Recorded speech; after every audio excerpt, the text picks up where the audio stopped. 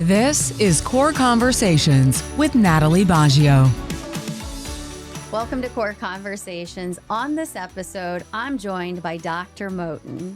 Welcome. Oh, hi, thanks for having me here. Thank you for joining us today. And the goal of today's episode is for us to hear a little bit about you and your journey into medicine and treating behavioral health.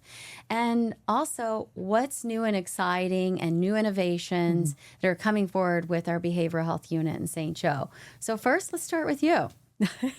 Yeah, so first of all, thanks for having me here. It's really, truly an honor. Well, my journey started when I was quite young. Medicine is something I always wanted to do. It's something I aspired to do. I always enjoyed the science background, but really the mental health journey was more of a personal thing for me. I actually had a family member who was suffering from mental, illnesses, behavioral health issues. And unfortunately, they were not educated in how to get the right help. What were the signs and the symptoms to look for? And a lot of the diagnoses got missed. Unfortunately, they, succumbed to that mental illness. And I felt it was, someone needs to stand up and, really educate the communities and educate people about what mental health and behavioral health looks like in order for people to get that right help. Yeah. Well, and that's what started you on your journey. And a lot of people, you choose things that become very personal to you and that you feel personally connected with. And we're very fortunate to have you here in our community and helping support us. And you've lived in Michigan for a long time. A very long time, yes. Yeah. So you're used to the beautiful summers and the cold winters. And the winters, yes. Especially this past winter, the commutes were very, very interesting. Yeah.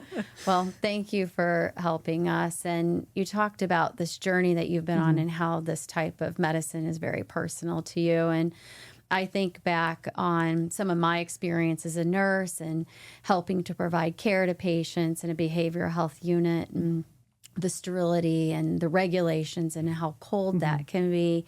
But then I also now, in my career focus today is how do we provide care to a community when we know this is one of the number one services that we need access to care, not just in Michigan, but at a national level. And part of those challenges have been not being able to recruit people or physicians and APPs to be able to help support the needs. But also, do you think there's any correlation around people not feeling comfortable with addressing those concerns? As humans, we like consistency, right? We want to know what's going on. We want to be able to have that control over, what to expect and whatnot.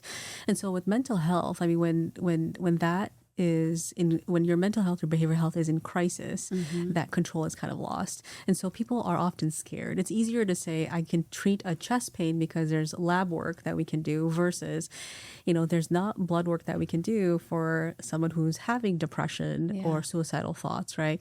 So the key, and also I mentioned my family member where a lot of the symptoms and the diagnoses was missed. A lot of people are not educated.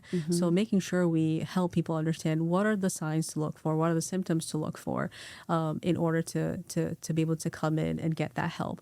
I know that our team is very dedicated in working with all of our medical teams, whether they're in the emergency room, the internal medicine team, the surgical teams. They have been very gracious about asking us like, hey, what are your opinions and how can we, educate our patients on what to look for? So we're trying to educate our doctors, our APPs on, in outside of the psychiatry field so that our patients don't get missed. Yeah. Yeah. And you mentioned on just patients feeling scared at times to take that step. What type of advice would you give the community if they're feeling that tension or fear and to express how they're feeling or what they're going through? It's normal to feel scared. I mean, if you're not scared, it's a very normal human reaction to feel scared, to be anxious, to not know what's going to happen. How will people look at me? How will people see me? That stigma of having a mental health or a behavioral health issue. Our ERs are pretty well staffed and well educated on like, hey, what are the signs that they can look for, right? Knowing that, hey, they're in good hands. We are right here in the Corewell Hospital as well, where we can come in and do consultations and be able to help our patients as well. But again, you don't have to do it alone. Yeah. The one big thing, it's like, yes, the fear is there, but know that, hey, when you do come in and seeking that help, you're not alone. You're not going to be by yourself. We're here to give you that hope that you can anchor on, so that you continue to move in that process of like, hey, are you someone who needs therapy? Do you need medication? Do you need to go into like a behavioral health unit and get some reprieve there? So just know that we are here for you, and we're not going to let you go through this by yourself. Well, I think it's really reassuring how you are working as a team with medical professionals across Southwest Michigan to be able to provide the right access to care for the community. So thank you. One other area, I know you've been a huge supporter on this, is redesigning the environment of our behavioral health unit in St. Joe. Can you give the community kind of a sneak peek of what that's going to look and feel like? Yeah. So right now, I mean, if you walk in, you kind of imagine it's It feels like the environment I worked in, sterile, cold. Yes, very much so. And so when I got to review some of the floor plans of the new unit, I mean, I was excited. I was blown away. You can tell the architects, even like yourself and our unit manager, who has taken a lot of care and thought about like, hey, when we build this new unit out, how will our patients feel?